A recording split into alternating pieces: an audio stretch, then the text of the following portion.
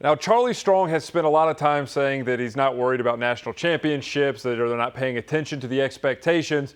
There's no question, though, coming off the Sugar Bowl, it is a different sort of team heading into this season in terms of what the expectations are. How much of a difference is there in this fall camp as opposed to last year? Is there more of a feeling that there's a greater goal, or is it business as usual?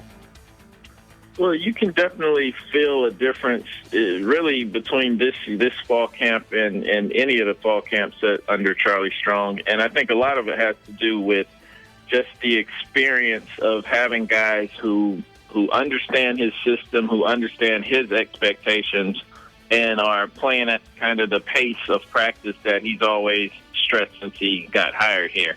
And added to that is, coming off of the Sugar Bowl win, just the level of confidence is a lot different with this bunch here as opposed to last year and the season before that. I mean, these guys feel like they've accomplished some things last season and still are hungry to accomplish even more for the program. I think when people look at U of L, we heard ESPN say it last week when they were on campus, the question is, are they the team that thumped Florida in the Sugar Bowl? Are they the team that struggled in some of their Big East games and lost to Syracuse and UConn?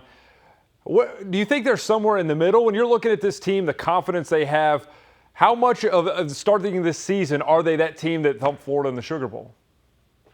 Well, I think they're very much that team. I think when you look at last season, a lot of guys on this roster were still sophomores and juniors. I mean, they only had 9 scholarship seniors last year on that team. So this was the year that was supposed to be the year where they could win a Sugar Bowl, where they could beat a Florida. Like, all signs were pointed to this year being a breakout year. They were really just ahead of schedule by being able to get to BCS and winning that game against Florida last year.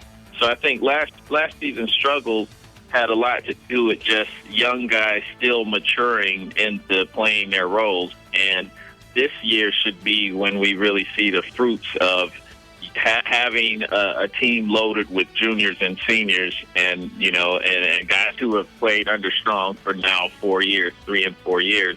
And so I think it'll manifest itself in how they play week in and week out. I think we will see a higher level of play and more consistent play throughout the season this year as opposed to last. As they go through this schedule, and that's kind of the question, is if they're going to contend for a national title, is the schedule good enough? For the fan base, put yourself maybe in the position of a fan. Expectations, is it an undefeated season or bust? Or what do you think maybe the margin for error is, because this is the year that everybody expects big things? Yeah, well, it would be nice. I'm sure fans would go crazy for an undefeated season, and I think they do. They will have a shot at pulling that off. But I also think, to me, the bottom line is getting back to, in the last year, the BCS, just getting back to a BCS game and kind of letting the chips fall where they may. Because I think even if they go undefeated, so much other stuff has to happen. So many other teams ahead of them still have to lose in order for them to get a crack at the national title game. So I think that, they just have to take care of their business and kind of, just let the chips fall where they may, and everything else will work itself out. And as they go through this schedule and try to get back to that BCS game, all eyes are going to be on Teddy Bridgewater. Yesterday, Danny Sheridan named him as his favorite for the Heisman Trophy, moving him ahead of Johnny Manziel and Jadeveon Clowney. When you look at Teddy Bridgewater and the chances that he will win a Heisman Trophy, are you buying that he is the favorite entering the season to win that award? Well, I still, personally, I don't think I could put him as a favorite until this whole situation with Johnny Manziel gets sorted out. Just because having somebody who won it the year before, to me, would still slant guys in their direction. And I also believe that Bridgewater may not put up just the gaudy, ridiculous numbers, passing numbers and touchdown numbers, because I don't think that they're necessarily, Sean Watson, the offensive coordinator, I don't think they're necessarily going to try and run up the score and pad his stats.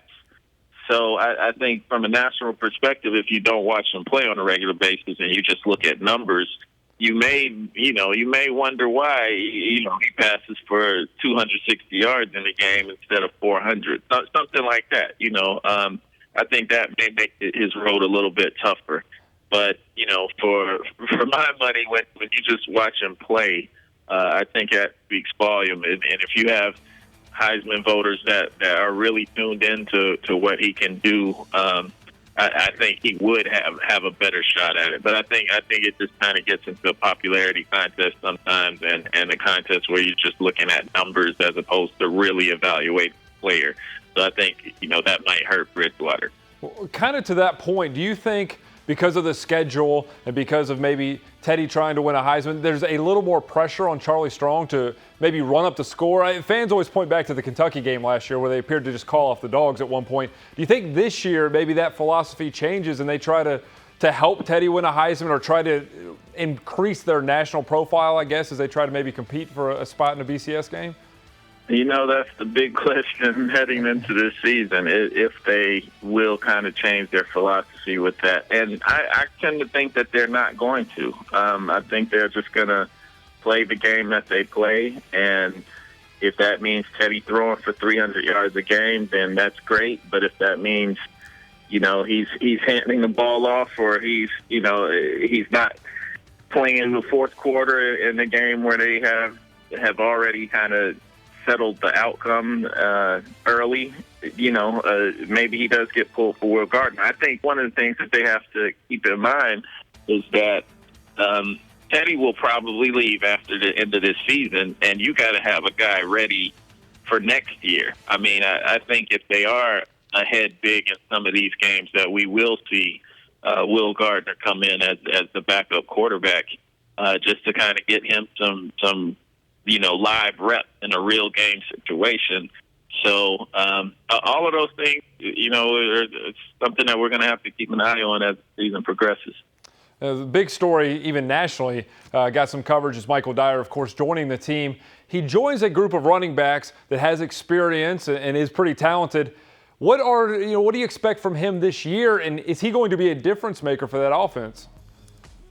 I think he can be. I think that we probably won't see it until maybe the Florida International game, or maybe the Kentucky game by September 14th, the third game of the season this year. Just because he's starting from scratch, learning an offense that was so different from what he ran when he was at Auburn. So,